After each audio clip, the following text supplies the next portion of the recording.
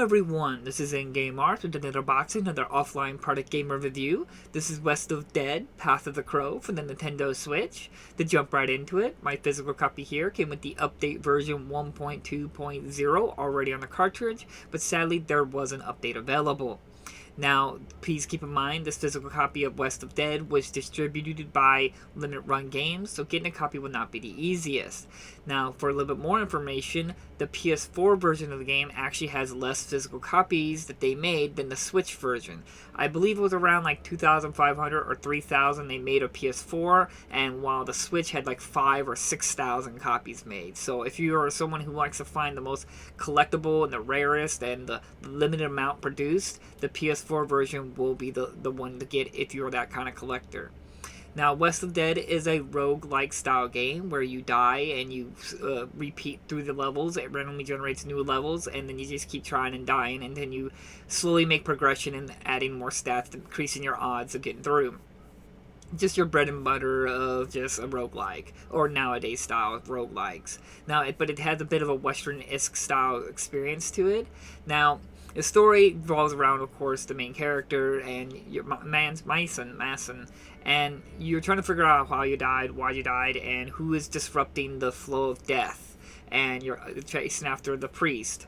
And over time, pieces of the story comes together after you defeating certain bosses, certain missions, as well as defeating some outlaws. Pieces of your memory starts forming to figure out what happened. And that's pretty much the summarize of the game. Now, my overall offline experience of the game was decent, other than a few quite interesting hiccups.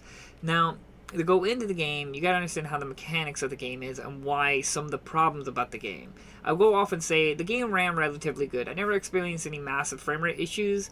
Only oddly, when I was buying new abilities and like unlocking new abilities, the game seemed to have some frame rate issues with that area.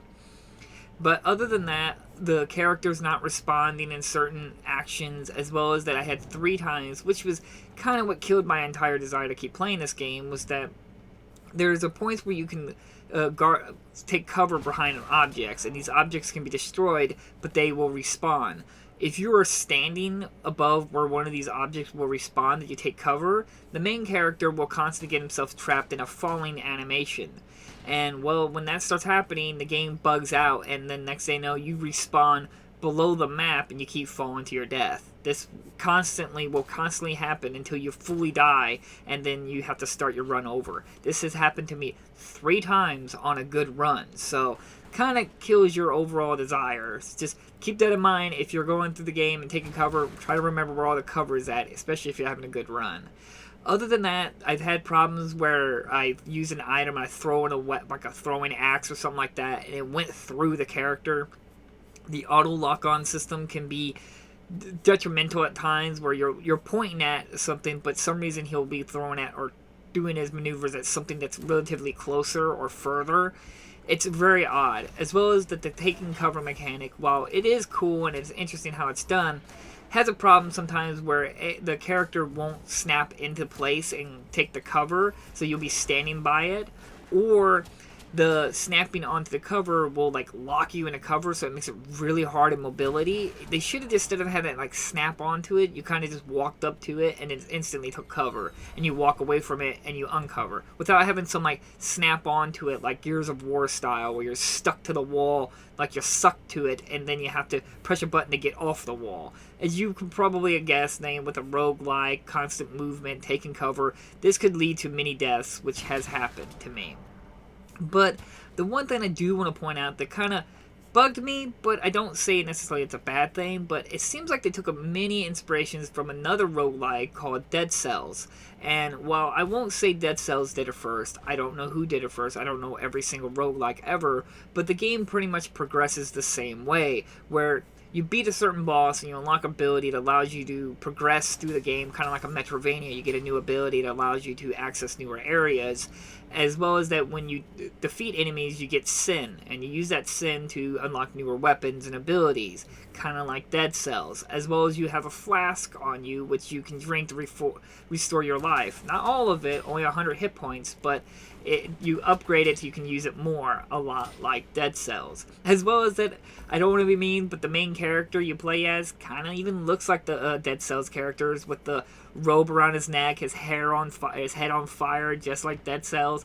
I mean, I don't know. Just maybe I'm looking into it too much, and that's fine because those mechanics work. That's why I don't want to get on it too much. But it just felt a little disappointing that they didn't try to do something ultimately new with it.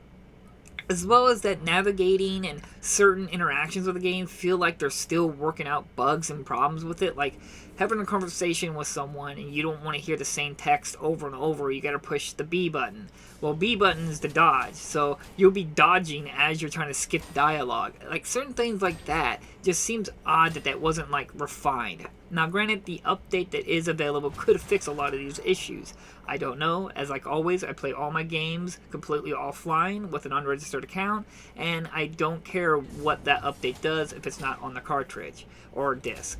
So overall, I thought the game that it wasn't bad. I still enjoyed myself, even though I felt like some of the unlockable items and abilities felt like they were not that great, worth the time. And they only selective ones you would really go for. But it was still an averagely good experience. I think that graphically, the game does look good. I think the graphical style does look really well. But the fixed camera angles, which I do love myself, fixed camera angles, did have problems. Because especially a game like this, getting all the information is really important. Especially with a roguelike where you have to repeat yourself through a level. And if you couldn't see something, which has happened to me, where the camera will be facing at me, but I can't see the level of off the bottom below me, or sometimes the environment will obscure traps, and I couldn't see it because it was behind a wall or some tall grass, and the camera doesn't, you can't control the camera, so you can't look around, so I hit this trap.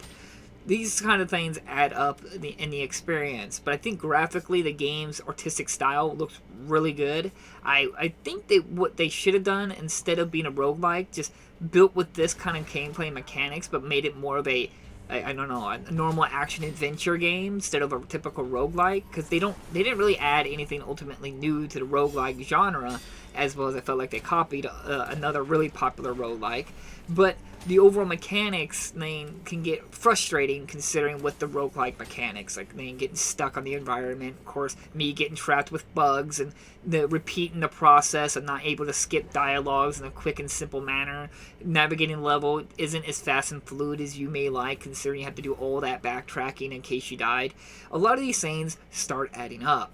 Now, I do think the game was fun. I still enjoyed myself. I still liked unlocking abilities. I loved learning the story. The voice acting was decent, even though the voice actor sounded a lot like the actor who played Hellboy, the Hellboy main actor. The voice actor sounded a lot like him. I don't know if it was actually the actor, but if you play it, let me know if he sounds a lot like that actor. But I think that it's a pass, personally, honestly. Now, I'd rather just recommend Dead Cells compared to this, but if you have played Dead Cells extensively and done everything in Dead Cells, and you want to play something that's like Dead Cells, with its mechanics and ideas, then West of Dead might satisfy you a little bit, but it's nowhere near as in-depth and mechanic and overall design as Dead Cells. That's why I recommend that more than West of Dead, but it's still an average, enjoyable roguelike. It's not necessarily bad. It's not like an enjoyable experience. It just has some hiccups and bugs and issues that definitely needed some refinement. Granted, as I said, that update may fix a lot of my complaints that I had just made, but it's not on the cartridge or on the disc. I don't know what the PS4 version is like. Maybe it's got better frame rate, maybe it's more up to date. I doubt it, but this is just the Switch version I have here. So like always, I try to leave links down in the description if you're Insta copying. I say pass, unless you're a big fan of roguelikes or you're a big fan of Dead Cells and you like that kind of style gameplay. But other than that, I mean, other than being a Switch collector, it's not going to blow you away or anything like that. So like always, thank you all so much for watching, and I'll see you guys in the next unboxing video. Bye-bye!